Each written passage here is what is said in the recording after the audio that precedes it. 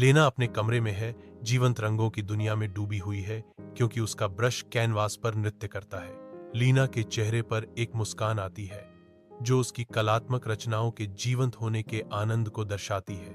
खिड़की के शीशों पर बारिश की हल्की बूंदों की आवाज उसके कलात्मक आशय में एक उदास लय बुनती है। उसकी हंसमुख बाहरी दिखावट के नीचे एक शांत बेचैनी हवा में भर जाती है जो उबलती हुई बोरियत का संकेत देती है। अपनी कमरे में जो दिन की रोशनी से नहाया हुआ था, लीना अपने बिस्तर के नीचे हाथ बढ़ाती है। उसकी उंगलियां एक सुनहरी ब्रश पर बंद हो जाती हैं। एकाग्र दृष्टि से लीना ब्रश पकड़ती है जिसके सुनहरे बाल चमक रहे हैं जो उसकी दृष्टि को जीवंत करने के लिए तैयार है। जैसे ही लीना अपनी स्ट्रोक पूरी करती है, जादू का एक उछाल कमरे को भर देता है और एक जीवंत लाल गेंद प्रकट होती है जो नए जीवन से धड़क रही है। वह उत्साहित हो जाती है और कमरे का दरवाजा बंद कर देती है। एक कोमल दस्तक धीरे से गूंजती है क्योंकि टॉमी की छोटी मुट्ठी लीना के दरवाजे पर दस्तक देती है। लेना दरवाजा खोलती है। उसका भाव रक्षात्मक है। उसके पीछे एक पेंट ब्रश छिपा हुआ है। टॉमी एक आधा खाया हुआ कुकी पेश करता है जो मासूम स्नेह का इशारा है। लेना मना कर देती है।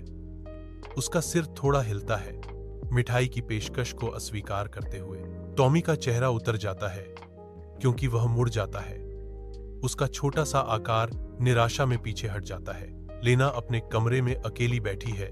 शाम की छायाएं उसके चारों ओर गहरी हो रही हैं। वह ब्रश उठाती है। उसकी आंखों में उम्मीद की एक झलक चमकती है, लेकिन ब्रिसल्स जिद्दी रूप से स्थिर रहते हैं। निराशा उसके चेहरे को कसती है क्योंकि वह फिर से कोशिश करती है। ब्रश सहयोग करने से इनकार करता है। उस पर पछतावे की लहर दौड़ जाती है जब वह फुसफुसाती है, मुझे इसे साझा करना चाहिए था। लीना का कमरा उसके चारों ओर बंद हो जाता है। उसकी अनकही बातों का बोझ हवा में भारी होता है। ब्रश भुला दिया गया है जो उसके छूटे हुए अवसर और बढ़ते अलगाव का प्रतीक है। लेना अपने घर से टॉम को अपने दोस्तों के साथ खुशी से खेलते हुए देखती है। लेना के चेहरे पर एक प्यारी मुस्कान आती है क्योंकि वह टॉमी की दयालुता को देखती है। उसकी साझा करने की इच्छा उसके दिल में गर्मी लाती है। टॉमी अन्य बच्चों के साथ हंसता है, एक मासूम आवाज। लेना को एक एहसास होता है। उसका भाव विचारशील प्रेरणा में बदल जाता है। लेना साझा करने के मूल्य को समझती है। लीना टॉमी के पास जाती है। उसके हाथ में एक साधारण ब्रश होता है जो उसे एक साझा रचना में शामिल होने के लिए आमंत्रित करता है। ब्रश साझा करो टॉमी, लीना कहती है। साथ में लीना और टॉमी साधारण जगह को एक जीवंत खेल के मैदान में बदल देते हैं जो हवा को आनंदमय हंसी से भर देता है। बच्चे इकट्ठा होते हैं।